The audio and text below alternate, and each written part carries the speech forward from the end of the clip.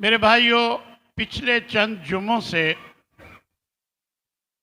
अलामात क़यामत का एक बाकायदा उन्वान शुरू किया था। आज उस सिलसिले का आखिरी जुमा है।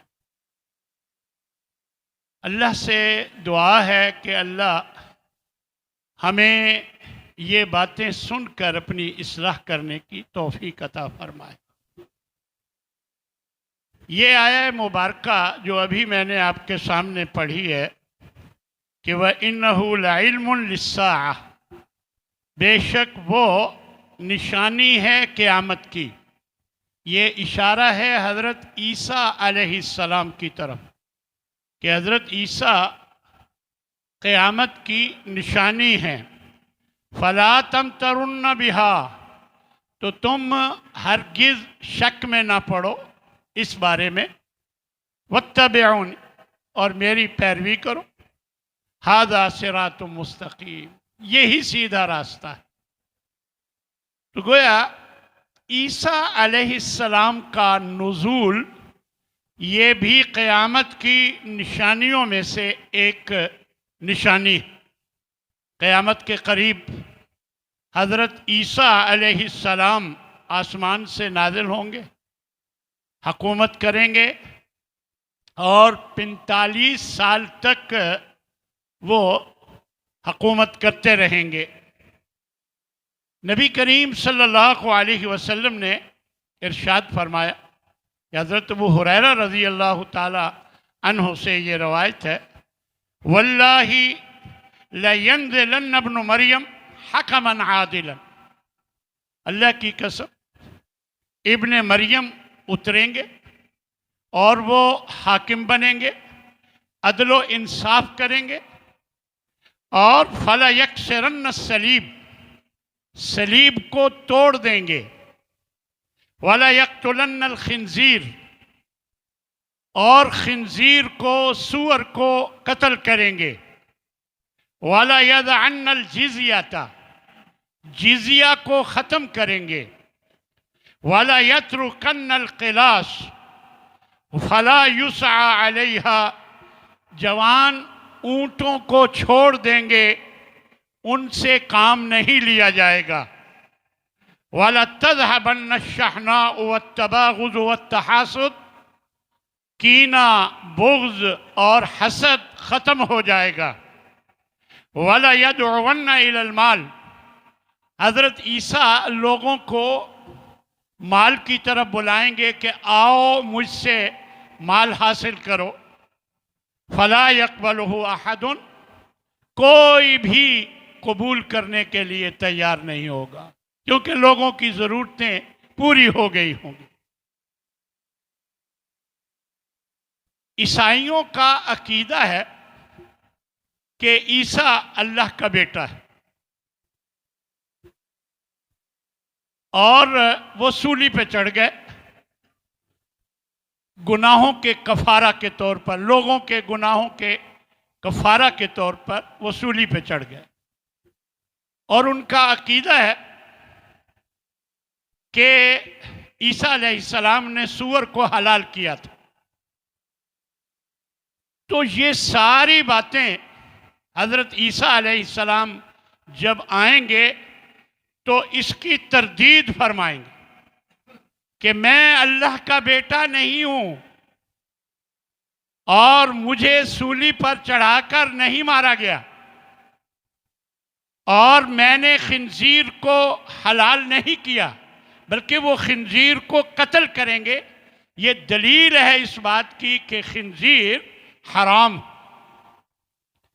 और हज़रत ईसा अलैहिस्सलाम जब आएंगे तो लोगों, मुसलमानों के साथ मिलकर काफिरों के खिलाफ जिहाद करेंगे। लोग मुसलमान हो जाएंगे। इस वजह से कोई जिजिया देने वाला बाकी ही नहीं रहेगा। ये है माना वाला यदअना वाला यदअन्नल जिजियाता, वो जिजिया को ख़त्म करेंगे।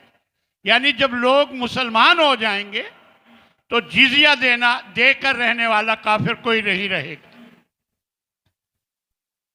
अहदीस में आता है कि हज़रत ईसा अलैहिस्सलाम दमिश्क के मशरकी हिस्से में एक मस्जिद के सफ़ेद मीनार के पास अपने दोनों हाथ फरिश्तों पे रखे हुए, फरिश्तों के कंधों पर रखे हुए नाज़िल होंगे।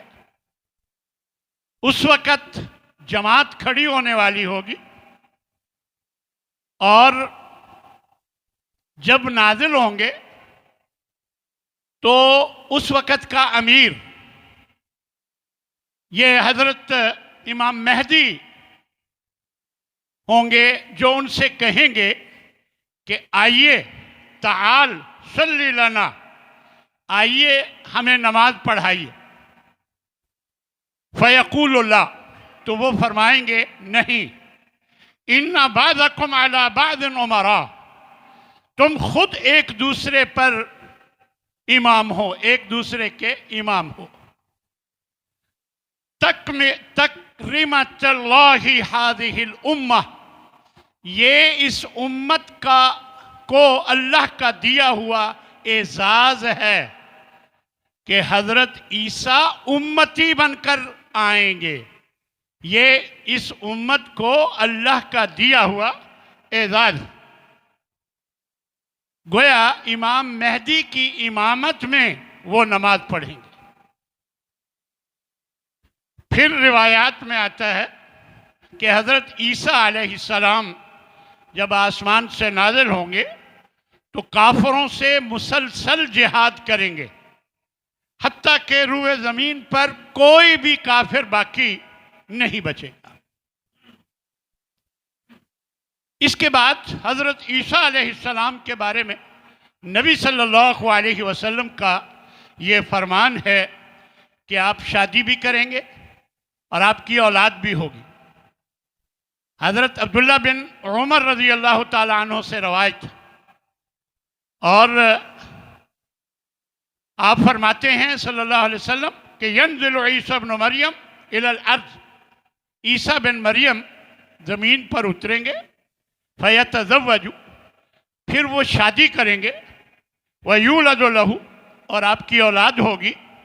वयमकुसु खम्सन व अर्बईन सनतन, 45 साल तक का आप वहाँ हुकूमत करेंगे, रहेंगे। सुम्मा यमूत, फिर आप फौत होंगे हज़रत ईसा अलैहिस्सलाम। वयुदफनु माई फी कब्री, मेरी कब्र के साथ आपको दफन किया जाएगा। फ़अक़ूमु अना व ईसा बिन मरियम फी कब्रिन वाहिदिन बैन अबी बकर व उमर रज़ियल्लाहु अन्हुमा, मैं ईसा बिन मरियम और अबू बकर और उमर सब एक जगह से उठेंगे। ये नबी सल्लल्लाहु अलैहि वसल्लम ने फरमाया और इब्नुल जौज़ी ने इस रिवायत को बयान किया। हज़रत ईसा ही दज्जाल को कत्ल करेंगे लुद के मकाम पर। कहा जाता है कि जो अब ये मकाम है, यहाँ इसराइल का हवाई अड्डा है। लुद का जो मकाम है, यहाँ अब इसराइल का हवाई अड्डा। फिर क़यामत की निशानियों में से एक निशानी याजूज और माजूज का खुरूज है। इब्तदा में याजूज और माजूज अपने इलाकों में फसाद बर्पा करते थे। ये बात हमें अल्लाह ने कुरान मजीद में बताई। ये लोग फसाद बर्पा करते थे, तो लोगों की ख्वाहिश पर ज़ुल्करनैन ने इनके दरमियान एक बहुत बड़ा बंद दीवार तामीर कर दी और इन्हें मुक़य्यद कर दिया। ये उस वक़्त से मुक़य्यद हैं। क़यामत के करीब याजूज और माजूज को निकाला जाएगा। ये अल्लाह ने ये बात भी कुरान मजीद में बयान फरमाई। हत्ता इज़ा फुतिहत याजूज व माजूज, यहाँ तक कि जब याजूज माजूज को खोल दिया जाएगा। वहुम मिन कुल्ल हदबिन यंसिलून, वो हर ऊंची जगह से दौड़ते हुए आएंगे और फसाद मचाएंगे। ये इस वक्त मुक़य्यद है और बाद रिवायात में आता है ये उस कैद से निकलने के लिए सुबह शाम दीवार में सुराख करने की कोशिश करते हैं और कुछ थोड़ा हिस्सा सुराख करके वो चले जाते हैं कि बाकी कल करेंगे।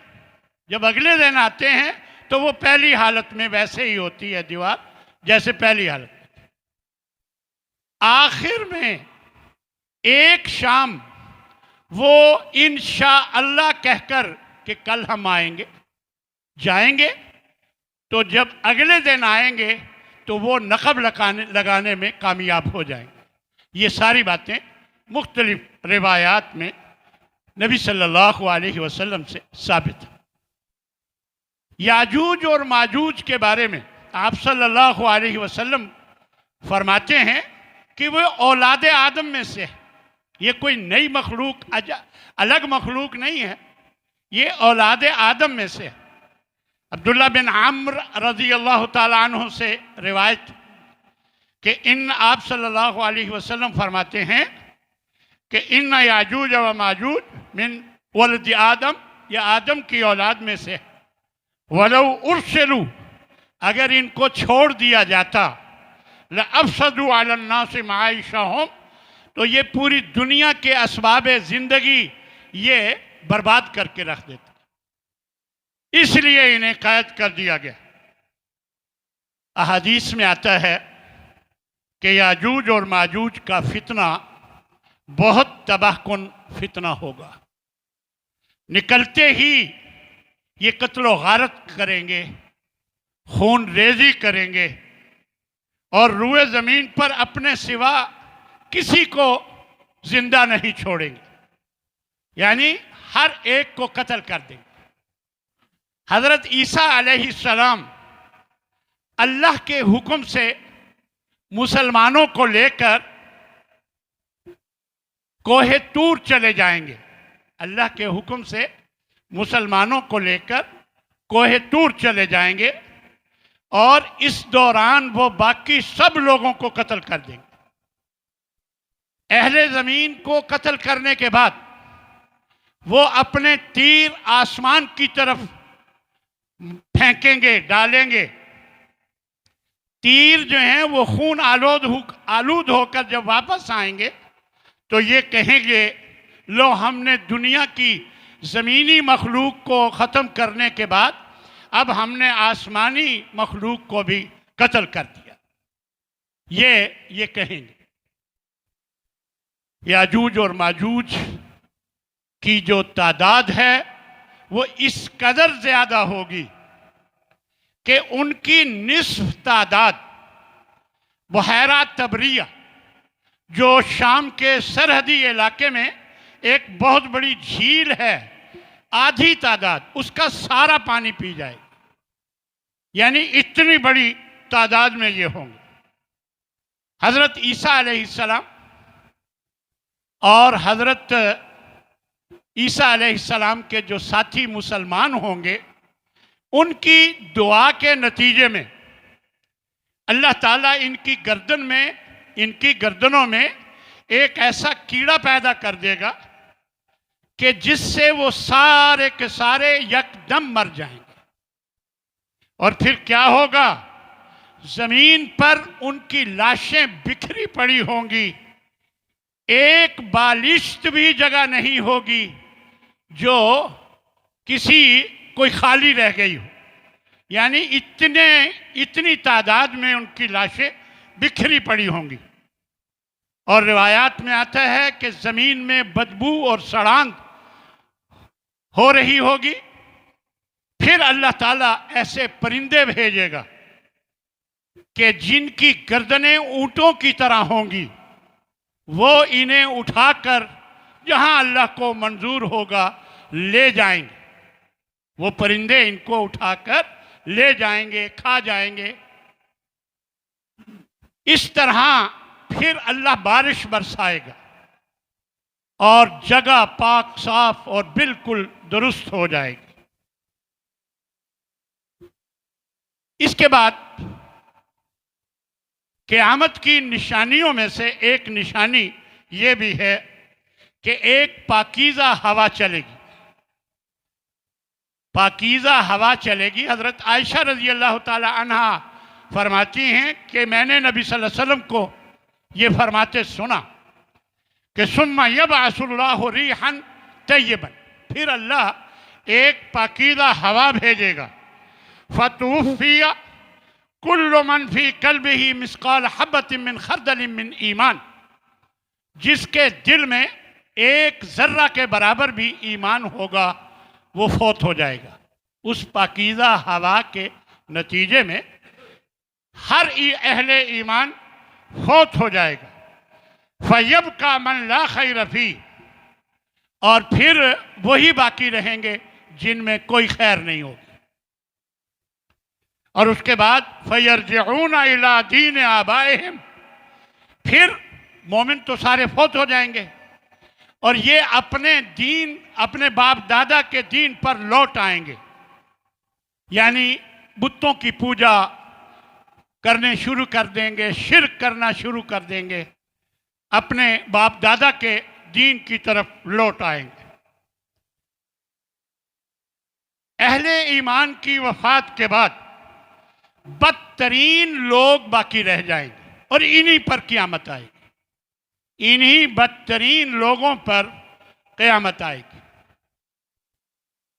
फरमाया 3 बड़े खसफ होंगे ज़मीन में धंसाने का अमल, इसको खसफ कहते हैं। 3 बड़े खसफ होंगे, एक जज़ीरतुल अरब में, एक मशरिक की तरफ और एक मगरिब की तरफ। 3 बड़े खसफ होंगे कि ज़मीन फटेगी और लोग धंसा दिए जाएंगे। जज़ीरतुल अरब के बारे में आप सल्लल्लाहु अलैहि वसल्लम ने फरमाया कि मदीना के करीब बैदा एक जगह है, वहाँ एक मैदान है, वहाँ पर यह खसफ होगा। और जो मशरिक की तरफ खसफ होगा, मुफस्सिरीन ने लिखा है गालिबन जापान में ये खसफ होगा। और जो मगरिब की तरफ खसफ होगा, मुफस्सिरीन लिखते हैं गालिबन ये अमेरिका में ये खसफ होगा। ये मुफस्सिरीन ने ये अंदाज़ा लिखा है कि हदीस में तो मशरिक की तरफ, मगरिब की तरफ और जज़ीरतुल अरब, जज़ीरतुल अरब में आप सल्लल्लाहु अलैहि वसल्लम ने बताया कि बैदा नामी मैदान है जहां मदीना के करीब, वहां पर होगा। फिर क़यामत की निशानियों में से एक निशानी ये है कि सूरज मशरिक की बजाय मगरिब से निकल आएगा। हमेशा सूरज मशरिक से निकलता है, मगरिब में गुरूब होता है। लेकिन एक रात लोग सोएंगे, रात लंबी हो जाएगी, सो सो के थक जाएंगे, उठेंगे देखें सुबह नहीं हो रही, फिर सो जाएंगे, फिर देखेंगे सुबह नहीं हो रही। फिर क्या होगा कि सूरज मगरिब की तरफ से निकल आएगा। और नबी सल्लल्लाहु अलैहि वसल्लम फरमाते हैं ला तक़ूमुस्साअतु, क़यामत उस वक़्त तक नहीं आएगी हत्ता तत्लुअ शम्सु मिन मग़रिबिहा, यहाँ तक कि सूरज मगरिब से निकल आएगा, तलू होगा। फ़इज़ा तलअति शम्सु मिन मग़रिबिहा, जब सूरज मगरिब से तुलू होगा, आमन अन्नासु कुल्लुहुम, उस वक़्त सब लोग ईमान ले आएंगे, अजमाऊन, सब के सब। फ़यौमइज़िन ला यनफ़उ नफ्सुन ईमानहा, उस दिन किसी का ईमान लाना फ़ायदा नहीं देगा। 3 निशानियां हैं जिनके बारे में आप सल्लल्लाहु अलैहि वसल्लम ने फरमाया कि अगर वो आ जाएंगी तो ईमान लाना उसके बाद फ़ायदा नहीं देगा। एक सूरज का मगरिब से निकलना, एक धुएं का उठना, और एक जानवर का ज़मीन से निकलना। इन तीनों के साथ जब भी आपने इन तीनों का जिक्र फरमाया तो आपने ये भी फरमाया कि इस निशानी के बाद ईमान लाने का कोई फायदा नहीं होगा। और क़यामत की निशानियों में एक निशानी कि क़यामत से पहले आसमान से एक धुआं जाहिर होगा जो सब लोगों को अपनी लपेट में ले लेगा। जो कोई अच्छे लोग होंगे उनको सिर्फ नज़ला ज़ुकाम और घुटन सी महसूस होगी, लेकिन जो गलत लोग होंगे वो बेहोश हो जाएंगे। ये अहादीस में आता है। इसी तरह क़यामत के करीब ज़मीन से एक जानवर निकलेगा जो लोगों से बातें करेगा, और इसका जिक्र अल्लाह ने कुरान में भी किया। ये सूरह नमल है, आयत नंबर 27 और आयत नंबर 82 है, 27 नंबर सूरत है कि वइज़ा वक़अल क़ौलु अलैहिम, जब अल्लाह की बात उन पर पूरी हो जाएगी, जब अल्लाह की बात उन पर पूरी हो जाएगी तो अखरजना लहुम दाब्बतम मिनल अर्ज़, हम उनके लिए एक जानवर निकालेंगे ज़मीन से। तो तुकल्लिमुहुम, जो लोगों से बातें करेगा। लोगों से क्या बात करेगा?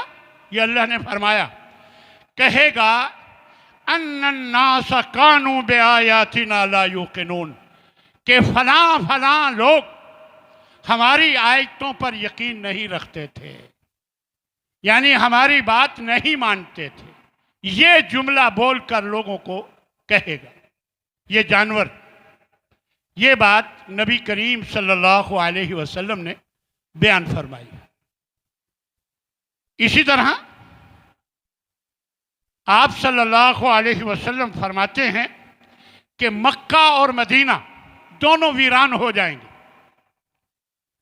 क़यामत के करीब अल्लाह का घर बिल्कुल वीरान होगा, कोई हज उम्रा करने वाला नहीं होगा, लोग मुसलमान ही नहीं रहेंगे तो कौन उम्रा और हज करता? कोई भी नहीं होगा।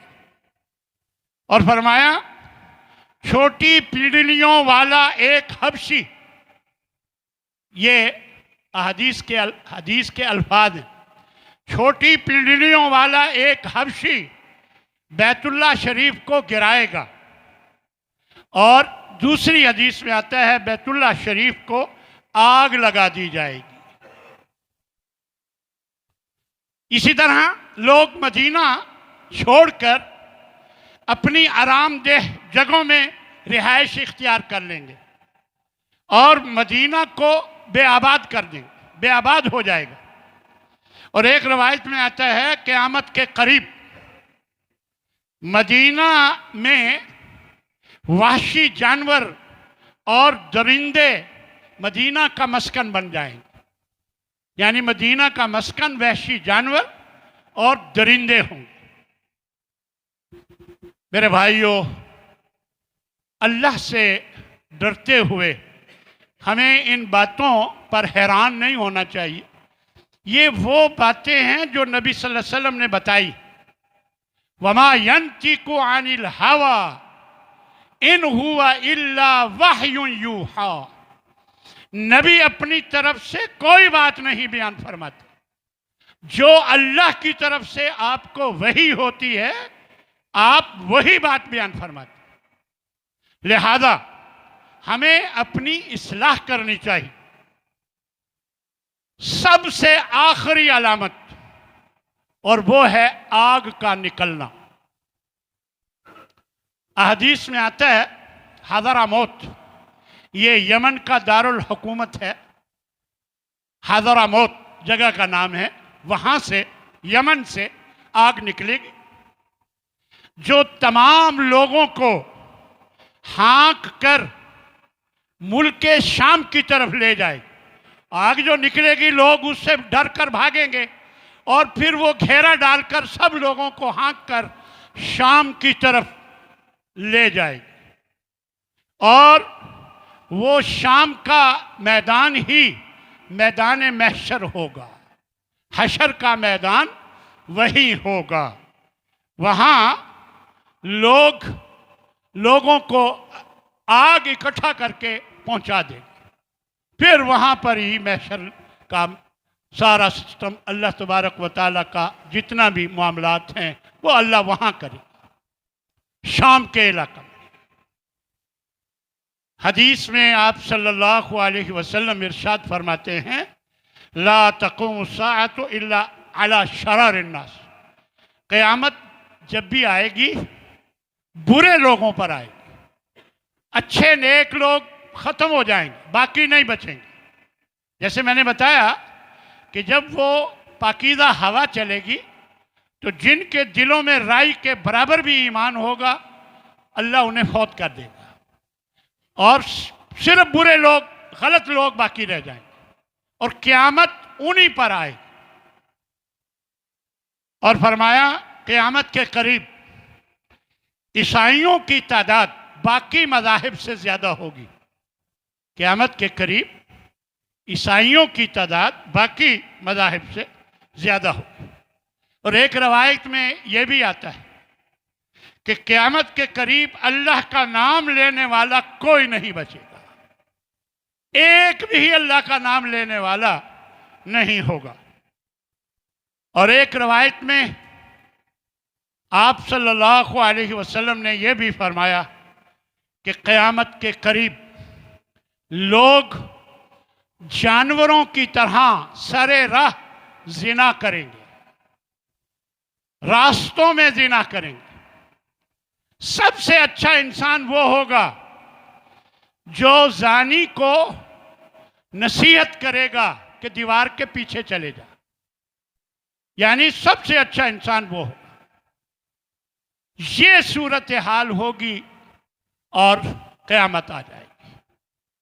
मेरे भाइयों, अहदीस में आता है कि इस वक्त अल्लाह का एक फरिश्ता सूर लेकर मुंह के साथ लगाकर खड़ा हुआ है और उसकी नजरें अल्लाह की तरफ कि कब अल्लाह इशारा फरमा दे और वो सूर में फूंक दे। अब हम ये पढ़ रहे हैं निशानियां कि क़यामत के आने से पहले पहले ये होना है, कुछ हो चुका, कुछ होना है। तो शुरू में जब मैंने ये बात अलामात क़यामत शुरू की थी बताना, तो मैंने एक आपको बात बताई थी कि मम माता फ़क़द क़ामत क़यामत। ये हदीस आपको सुनाई थी कि जो मर गया सो उसकी क़यामत बपा हो गई। लिहाजा मरने का हमें कुछ पता नहीं, लिहाजा हमें हर वक्त तैयार रहना चाहिए। मेरे भाइयों, मोमिन होते ही वो हैं कि जब अल्लाह का नाम लिया जाए उनके दिल दहल जाए, अल्लाह की आयतें सुनाई जाएं, उनके ईमान में इजाफा हो जाए। मोमिन होते ही वो है। तो अगर आपके ईमान में ये आयतें, ये बातें सुनकर कोई इजाफा नहीं होता, यकीन जाने हम मोमिन कहने के हकदार नहीं हैं। अल्लाह से दुआ है कि अल्लाह हमें पक्का सच्चा मोमिन बनाए और हमें अपनी ज़िंदगी को अल्लाह और उसके रसूल की तरफ लाने की तौफीक अता फरमाए कि हर मामला हमारा अल्लाह और उसके रसूल के हुक्म के मुताबिक हो और जिस बातों से अल्लाह और उसके रसूल ने मना किया है उससे हम बाज आ जाएं और जो हुक्म दिया है उसको करने वाले बन जाएं। व आखिर दावाना अनिल हम्दुलिल्लाहि रब्बिल आलमीन।